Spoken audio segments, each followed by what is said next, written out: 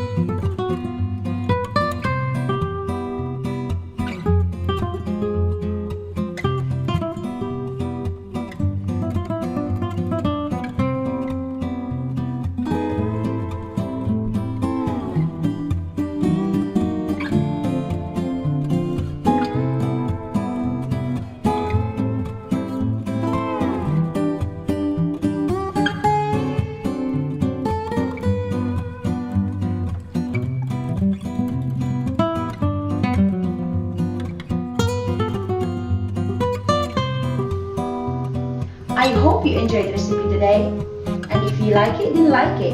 If you love it, please subscribe. Thanks for watching. See you soon.